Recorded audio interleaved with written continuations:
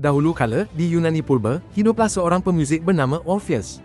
Dia terkenal dengan nyanyiannya yang indah dan kemampuannya memainkan alat muzik yang dipanggil lira, seakan harpa kecil. Muziknya boleh memikat burung dari langit dan malah membuat batu menangis. Orpheus mencintai seorang nimfa cantik, roh alam, bernama Eurydice. Mereka saling mencintai dengan mendalam, dan hari-hari mereka dipenuhi dengan kegembiraan dan melodi. Tetapi pada suatu hari yang menyedihkan, tragedi menimpa. Eurydice digigit ular berbisa dan meninggal dunia. Rohnya pergi ke dunia bawah, tanah orang mati yang suram yang diperintah oleh Raja Hades dan Ratu Persephone. Orpheus sangat bersedih, dia tidak dapat membayangkan hidup tanpanya. Kesedihannya begitu besar sehingga dia memutuskan untuk melakukan sesuatu yang belum pernah berani dilakukan oleh orang hidup.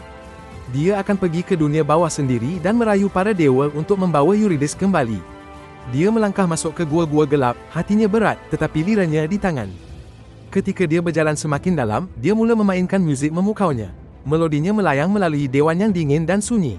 Anjing berkepala 3, Cerberus, yang biasanya garang, merengek perlahan dan membiarkannya lalu.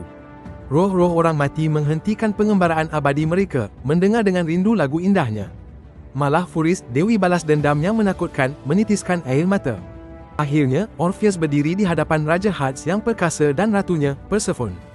Dia memainkan lagu yang begitu penuh kesedihan dan cinta sehingga melembutkan hati mereka yang keras. Dia merayu agar Eurydice dikembalikan, berjanji akan mencintainya selamanya. Nampaknya muziknya akan menakluki kematian itu sendiri. Hades dan Persephone terharu dengan pengabdiannya. Mereka bersetuju dengan permintaannya, tetapi dengan satu syarat mutlak. Eurydice boleh mengikutimu, Hades menggelegar, tetapi kamu mesti berjalan di hadapan. Kamu tidak boleh menoleh ke belakang kepadanya, tidak sekalipun, sehingga kamu berdua mencapai dunia orang hidup di atas tanah. Jika kamu berpaling, dia akan hilang darimu selamanya. Inilah peraturannya, bukan ujian kekuatan atau kelicikan, tetapi ujian kepercayaan mutlak dan fokus pada masa depan. Orpheus sangat gembira, dia berjanji tidak akan menoleh ke belakang. Dia memulakan pendakian panjangnya keluar, dengan Eurydice mengikuti secara senyap di belakangnya. Jalannya curam, gelap, dan penuh bayang-bayang. Orpheus mendengar langkah kakinya sendiri, dan kadang-kadang, dia fikir dia mendengar langkah kakinya. Adakah dia ada di sana? Adakah dia benar-benar mengikuti? Dia sangat ingin melihat wajahnya, untuk tahu dia selamat. Tetapi dia ingat janjinya dan tetap menatap ke hadapan. Ini terasa seperti jam, dan jam terasa seperti hari.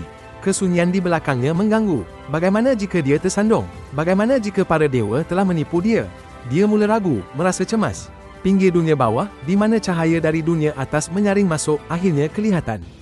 Dia dapat merasakan kehangatan matahari pada kulitnya. Dia mengambil satu langkah lagi, dan kemudian satu lagi.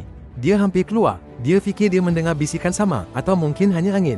Diliputi kelegaan dan keinginan yang menyakitkan untuk memastikan dia benar-benar ada di sana. Tepat ketika dia melintasi ambang ke arah cahaya matahari, Orpheus memalingkan kepalanya. Dan di sana dia, Eurydice, berdiri betul-betul di belakangnya, hanya selangkah lagi dari kebebasan. Mata mereka bertemu untuk seketika, detik yang menyayat hati.